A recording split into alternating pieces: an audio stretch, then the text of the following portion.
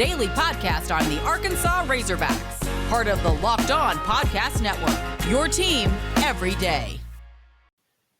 And welcome into the Locked On Razorbacks podcast. I am your host, John Nabors. I am also the host of Out of Bounds. You can catch every weekday afternoon from 1 to 4 on 103.7 The Buzz and 103.7thebuzz.com. Today's episode is brought to you by Sonos. Sonos is the official sponsor of ESPN College Football. Go to Sonos.com to learn more. Hey, and speaking of ESPN College Football, I'm joined by a very special guest here on the podcast and actually a former Razorback too, Taylor McGregor, who does a great job covering all things college football, especially on the ESPN landscape. And she joins us now. Taylor, appreciate you joining us. How you doing? Hey, I am so lucky to be on with anybody from the Buzz. When I lived in Little Rock, I listened to you guys all the time. So super happy to be on. I feel the one who's fortunate. Oh, yeah. Well, I'm just going along with the buzz because actually, like Tommy Smith announced he's retiring at the end of the year today. So, like, that's pretty big deal. Story. Yeah. So we've been doing with that, but yeah, it's all. Hey, listen, it's the buzz, it's the brand, it's how it goes. So, but it's crazy like talking with you because of how we went to college around the same time at the University of Arkansas, and now look at you. You're on ESPN. You're doing all these college football games. It's awesome. Oh, I appreciate that. Thanks. It sometimes feels surreal. I still feel like I'm 16 at times, and I don't know how I got here. People ask me all the time, what did you do to get there? And sometimes I just say, I don't know. I think there is a little bit of divine intervention to be at this point. I'm super fortunate, super thankful. It's certainly a dream come true. So just like talking to you, it's the dream come true, right? Oh, see, I'm a sucker for flattery. You're going to start making me blush here on my podcast. Can't do that. But no, it is cool, though, because it's like, being able to, see like people who, especially like around our age, kind of be in the business and where they're at. Like, I'm almost jealous of you because I love my job. Don't get me wrong. I love doing radio. I love doing sports talk radio, podcasts and all that. But it's like, you get to go to like college football places like and go to cool stadiums and witness cool games and be able to report on it too. And like with last year in COVID, it was kind of a little different, but now like this year everything got back to normal. And it's just like I feel like college football just started and now it's pretty much already over and we're getting into the postseason and the bowl games and championships and stuff. But I feel like maybe it's just because we didn't get a full-fledged of it last year that I appreciate it more this year. But I just feel like this year was just so much fun. And I think probably a lot of it had to do with maybe Arkansas football actually being good for a change. Yeah. And I think there was a lot of parity around the game, which was so much fun and just so much uncertainty. I mean, I had Cincinnati twice this year, and they were the number 2 team in the country when I had them. And obviously, as a group of 5 team, that was an historic run. And then for them to get into the college football playoff, like I feel like there was a ton of storylines that were really exciting to follow. So coming off of COVID, I think it was expected that fans were going to grab a hold of this sport and really love it. But the fact that there was a lot of stuff going on within the actual sport that made it fun to follow, that certainly helped. Yeah. And like, I just, again, from the Razorback perspective of going 8-4, being able to have the year that they had and to be, I know that it's always woulda, coulda, shoulda, but if you think about it, they're like 10 points away from winning the West. I mean, like if you really put it into that perspective, and like I know that, of course, you being going to the University of Arkansas and all that, didn't get to call any of the games necessarily, but it was really, I'm sure, cool for you to kind of look back and see what Arkansas was doing this year, and the fact that at least before I couldn't really wear a Razorback shirt with pride, but now I can because it's like that team and Sam Pittman and the job he's done just in year 2 have not only been a really good team, but they're building themselves into a really respectable program that people are taking notice of. Well, I just want to take note of one thing really fast. I've always worn an Arkansas shirt basically wherever I go. I have a ton of Razorback gear. During the lean years with football, I always relied on baseball. So thank goodness we always had that to rely on, because when people would start picking my brain, I work in Major League Baseball. So kind of people's focus goes to college baseball anyways. That certainly helped. But what an exciting year for the football program. And I think it was so easy to cheer for them, A, because I'm a graduate and they're my team, but B, because of Sam Pittman and what he's done and just his reputation. I've actually never met Sam Pittman, but I've heard so many stories about the way that he's impacted people on and off the field, the type of guy he is, the recruiter, and so many things. And I have a great story about him. In college, I was friends with Toby Baker. He was a punter at the Oh yeah. university. Yeah, and he was dating one of my roommates at the time. And I remember he came over when Pittman announced that he was leaving to go to Georgia. And Pittman, as we know, was the O-line coach under Brett Bielema at the time. And he said, I'm so bummed. Our O-line coach is leaving to go to Georgia. And, he was really the foundation of this program, and we're just going to miss him so much. And this is coming from a punter, first of all. And second of all, me in my naivety was thinking, Toby, it's an O-line coach. I think we're going to be okay. It's all good. And really, when you look back, that was kind of the demise of the Bielema era after he left. And fast forward to 2020, and he gets hired as the head coach. I mean, what a full circle moment. And you kind of realize, oh man, this guy really was the backbone. And then to see what he's doing with this program is just phenomenal. So super happy for him. Great story. So not only is it been fun because it's my alma mater, but it's easy to cheer for Sam Pittman. Well, and you bring up the fact that, like, being the O-line coach, and the fact that when he was hired at Arkansas, you're talking about like the two worst years ever in Razorback history. He was able to, like, I don't know. It's a cool story in that regard because of how people just kind of discounted him, because it was like, okay, he's an offensive line coach. He's never been a head coach before. And like in 2 years, seeing what he's doing, I think is something that maybe a lot of other programs that are looking for college football head coaches may take note of. Maybe ones that have been going through a lot. They're like, hey, maybe instead of finding, the next great offensive up and coming genius, or maybe instead of finding, a coordinator that's just been really good at their respective schools, let's take a chance on a guy that has been an elite recruiter and knows our conference and really loves the university that he could work at. Because I know that's kind of like a tough thing to find out of anybody, but still, that's not the classic recipe for a college football coach to be hired at a major SEC program, and it's working out and paying off in dividends at Arkansas. It just makes me wonder if there are going to be more programs that say, hey, look what Arkansas is doing. Let's try to capture that,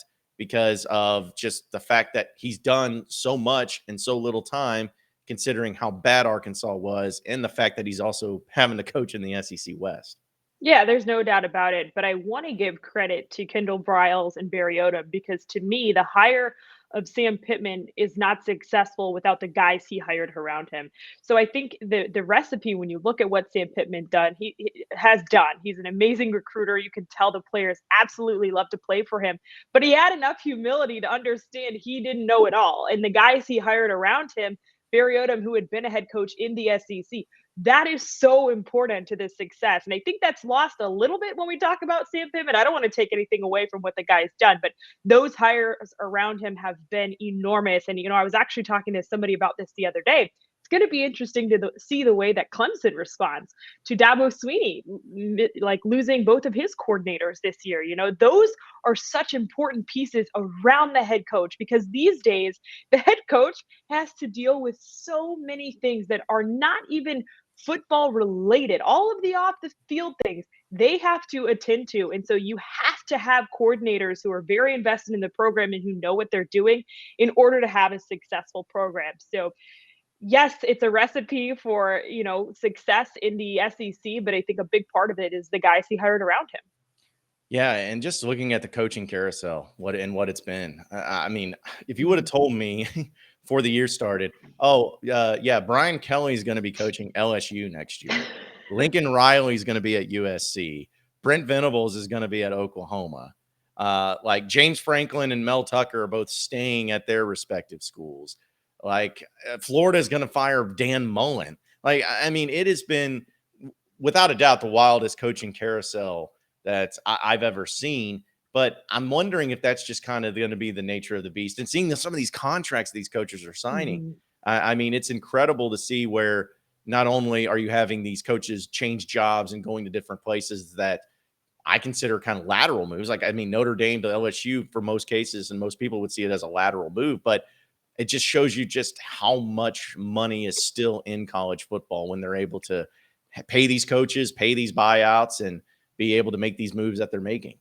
Yeah, but I think with LSU, the thing you have to look at is ultimately the reason he left Notre Dame is because he didn't think he could win a national championship there. He's the winningest coach in history, and he still didn't win a national championship. And you look at LSU, their past 3 head coaches have all won a national title. So to me, when he left, it was very clear he didn't think he could win a national championship at Notre Dame, and he felt he had much better chances to do that at LSU. And to me, I put this out on Twitter, and I got crushed for it. But I said basically, his demise was the SEC because of the way Alabama manhandled Notre Dame in the college football playoff. And so he said, okay, if I can't beat the SEC, I'm going to join them, because the reality is you're going to get a lot better players in the SEC.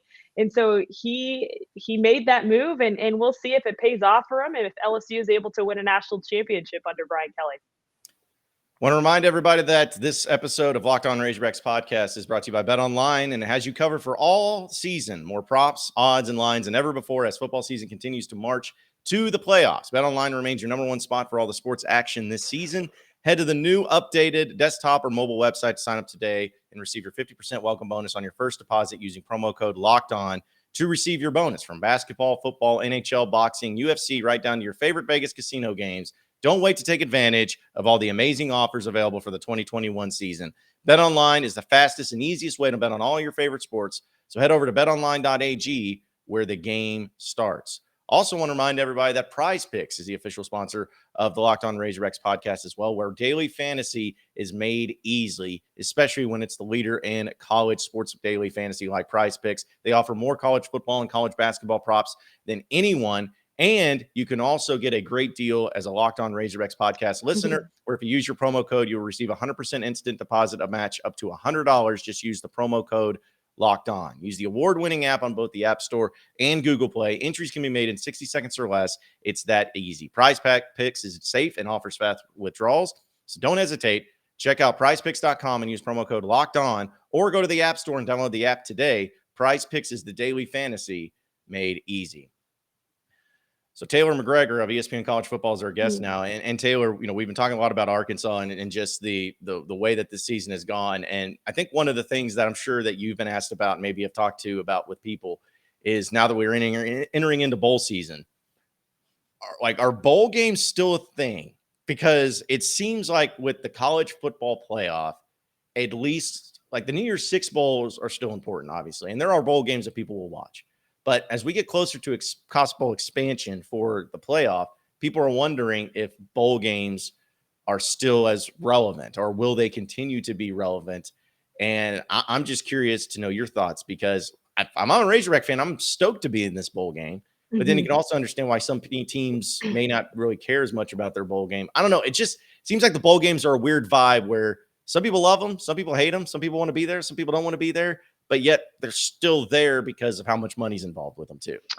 Absolutely. I think there's a sense of if you're a top 7 or 8 team and you don't make the college football playoff, there's a sense of failure. I absolutely think that's real. And maybe a New Year's Six bowl, even though those are great bowls, might feel like a little bit of a consolation bracket. I think that's 100% real. And that was part of the issue when we expanded into the college football playoff. And I think that's what makes it exciting to think about a possible larger expansion within the playoff.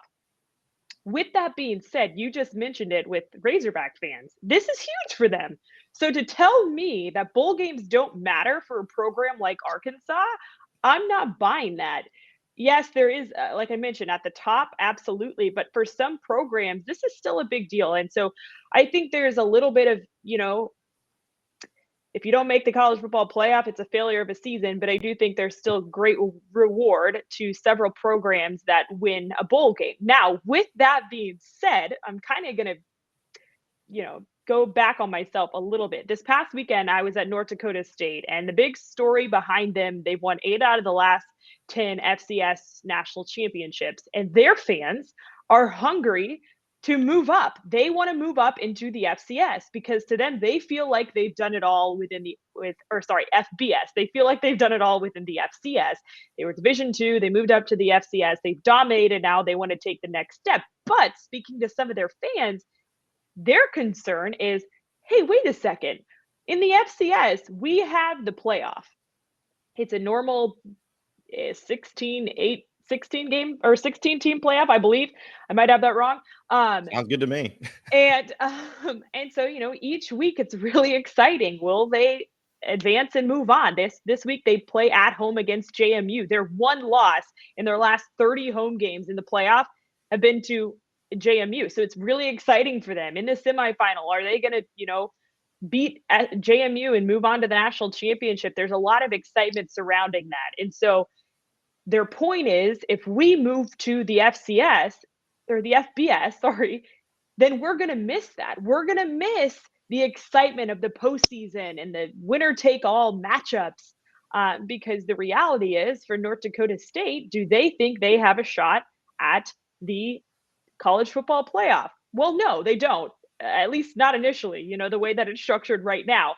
And so there's a little bit of, why would we want to go to the FBS and, be in some consolation bowl essentially when we can stay in the FCS and have these exciting playoffs? So I understand why fans believe bowl games aren't as exciting and whatnot, but I do think it's a little bit of, I don't know. You kind of have to appreciate where you're at. It's a lot about, for me, it's a mindset. Like, if you're Ohio State and you don't make the college football playoff, yeah, you're upset. If you're Arkansas and you get to go to a bowl game for the first time in however many years, well, you're excited. So I think it could be a little bit of yes and no. Yeah, because I get that point. I guess I've never thought of it from the FCS to the FBS standpoint, and that's been my whole argument with the college football playoff. I guess problem I have with it, or the criticism I have with it currently, is if you take every single sport in every single league at every single level, there is not one sport, not one, where a team can go undefeated and have zero chance of winning a national championship, except college football. Now, I'm glad finally Cincinnati went undefeated, and we kind of get that this year where they got into the playoff. But it's one of those questions where I wonder, what if Oklahoma State would have punched that touchdown in to win the Big 12? Would the committee have made Oklahoma State jump Cincinnati in that regard? I don't know. And that'll be a woulda, coulda, shoulda game. But that's kind of just been my whole problem. And so I feel like at some point you got to be able to expand. And I think they'll get to that point. I think it'll happen. But it's just been crazy to me that there's been so much resistance on this, where I'm like, who does not love postseason tournaments and playoffs and everything? The NFL has obviously figured it out. High school football's figured it out because that's how they play it. The FCS levels figured it out. But yet with college football, it feels like they're the ones that are still not figuring it out. But I feel like a lot of it is because of bowl games and how much money is wrapped up in it. You want to have a playoff, but the bowl games aren't going to be hey, we want to have the big teams in our bowl games. So it's you kind of got to figure out how to make both sides happy, where you appease the fans and appease the setup of a playoff while also trying to appease the people of the bowl games so that can keep their money. And I think that's what's making it so tough to try to get to this point. It seems like a no-brainer to me. Playoffs you want playoffs. You want the best team to win, and you want on-campus games. Imagine how much fun that would be if you could have on-campus semifinals or on-campus quarterfinals or whatever, in stadium. If Arkansas ever got there, how cool would it be to have a playoff game at Razorback Stadium? I don't know if that'll ever happen, but I feel like that's just probably been one of the more resistant things, to where you got to be able to appease the bowl games while also trying to put in this new playoff system. Yeah, I think it's coming. I mean, there's definitely an expansion with the college football playoff that's looming. It's just a matter of when and how much of an expansion is coming. But I understand there's a lot of things at play here. A lot of things I don't understand are at play, probably money being the number one bottom line. But I do think it's coming, and I'm excited to see the way that it plays out in years to come. I am too. And I can't wait to see the discussions we'll have on Sports Talk Radio and on these podcasts and stuff about everybody just being so upset by it. But yeah, I'm with you. I think it is coming, and it's going to be here pretty soon as well. I want to remind everybody the podcast is brought to you by Omaha Steaks. It's the holiday season, trying to figure out what to get for people.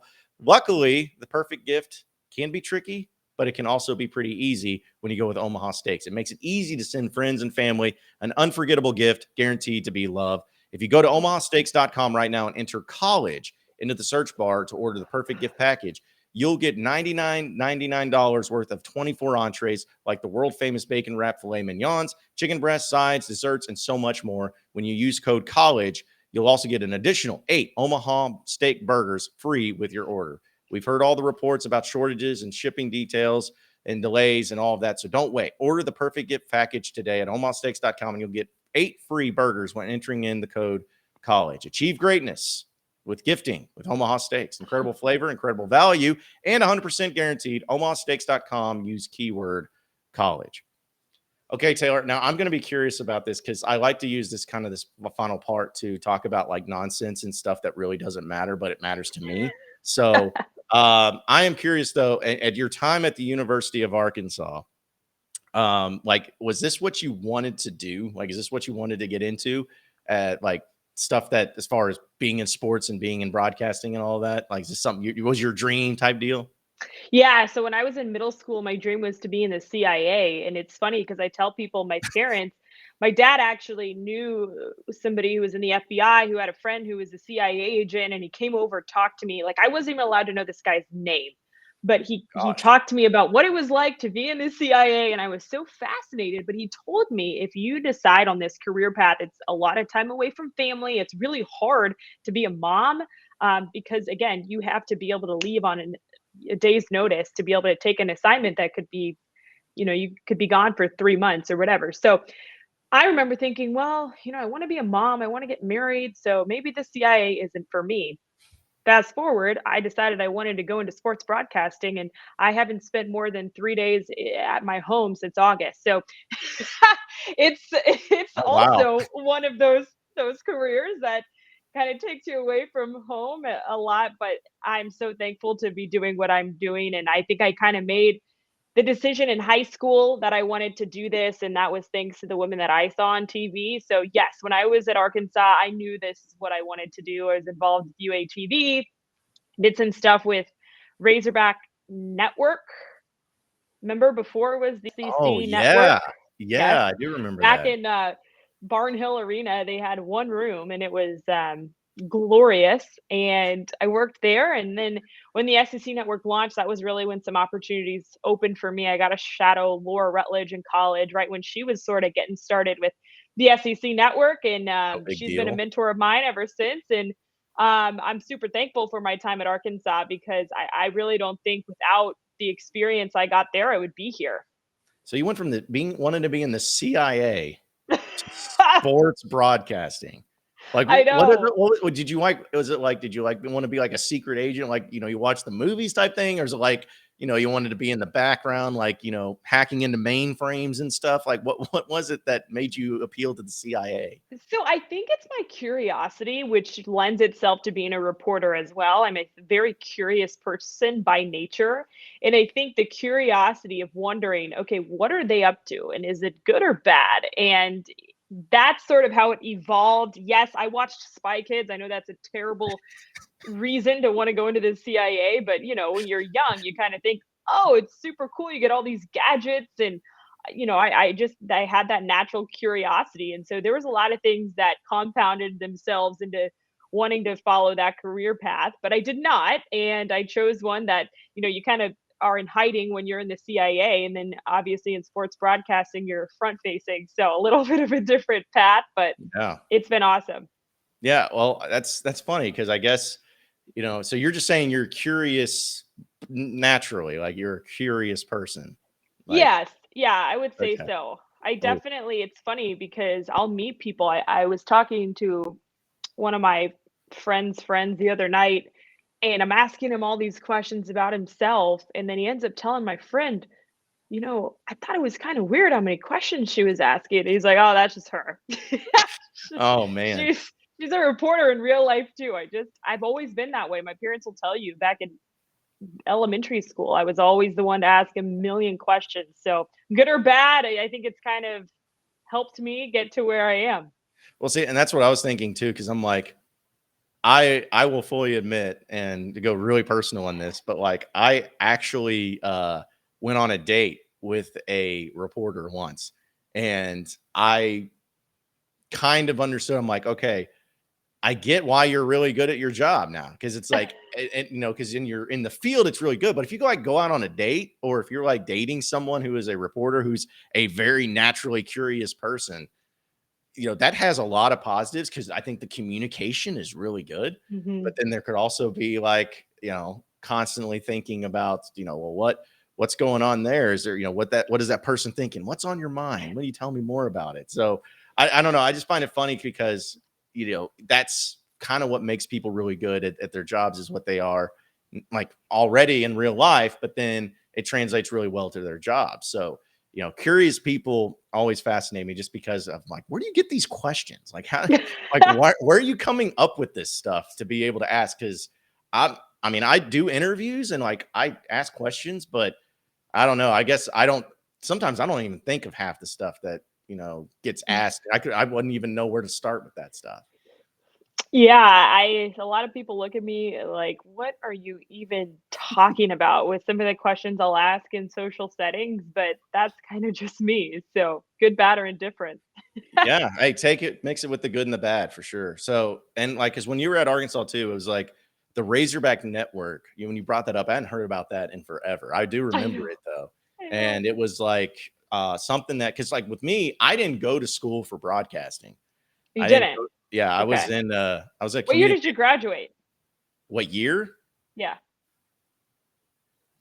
Give or take like 2015. Okay. So we're basically the same age. I graduated in 2015. Yeah, but we're not.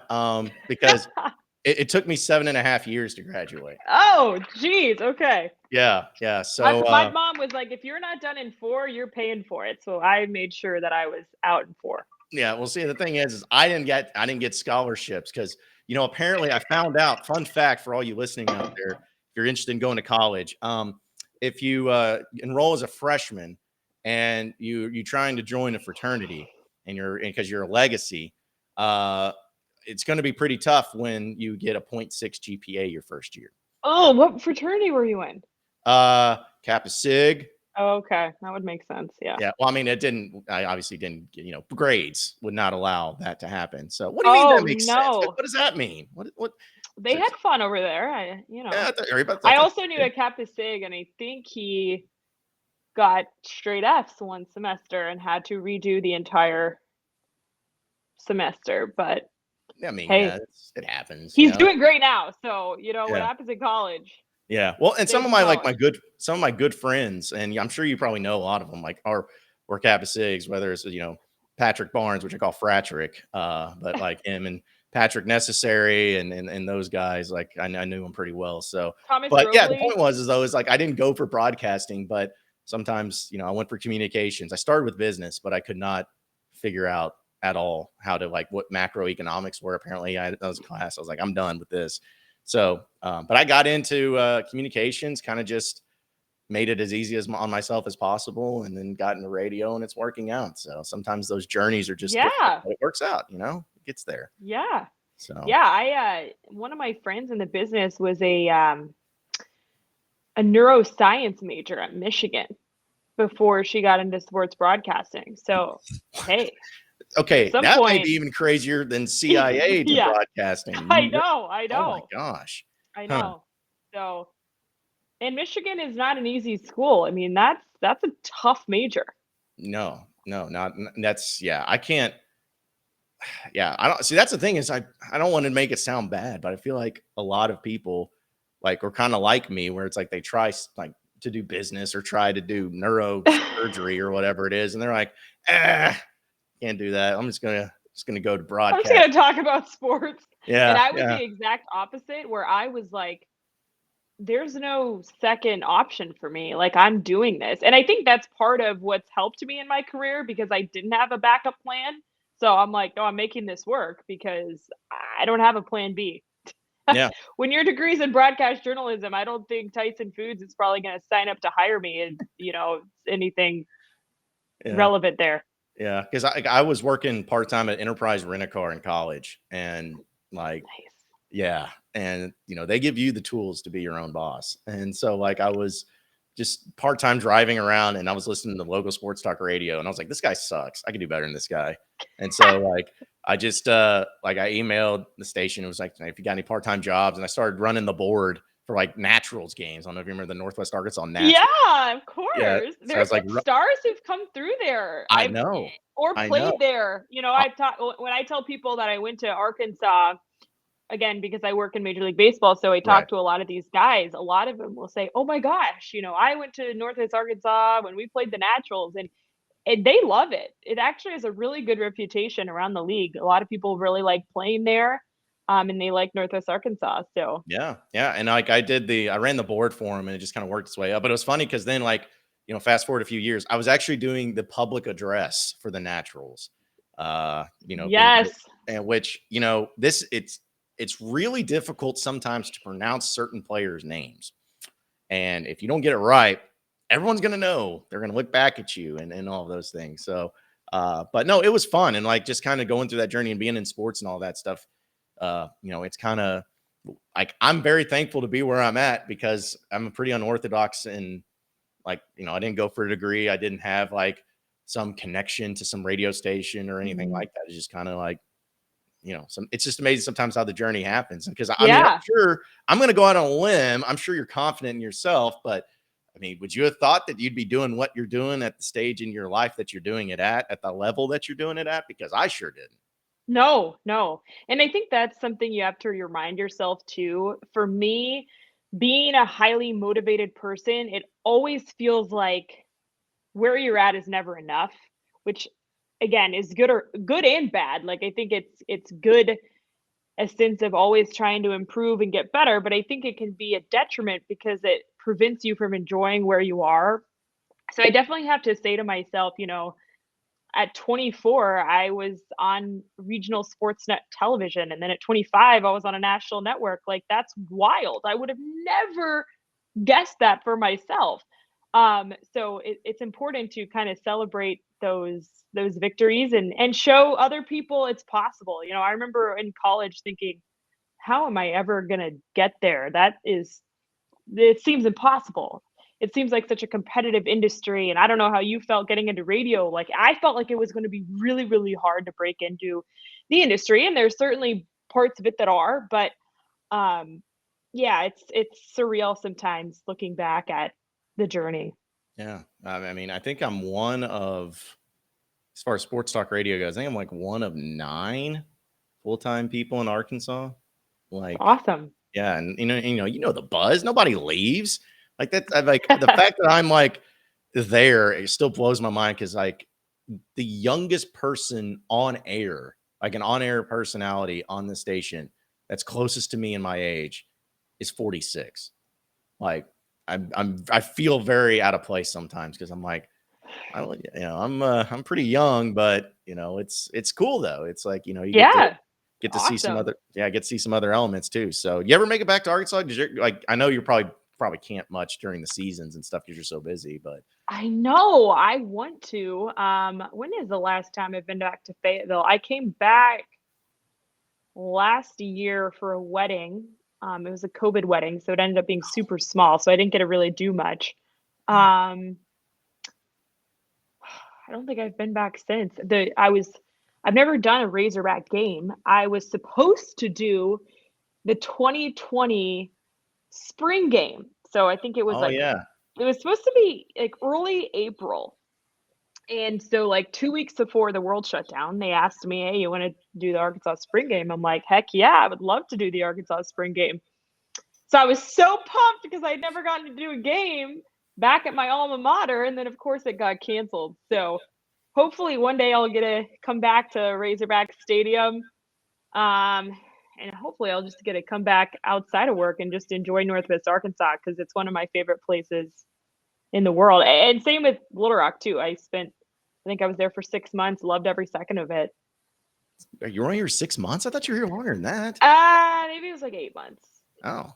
I got there in July and my first day was like July 4th and then I left in March. So July, August, September, October, November. Well, it's funny because I was like, this is random. 9. I don't know why I thought about this, but like I had to go through when I got to the station and I was like going through like all the old stuff and like files and all that from the show that I was on before, just kind of see what branding and imaging and all that. And there was a picture of you in the Buzz studio I guess was on the air once. Like just Oh gosh.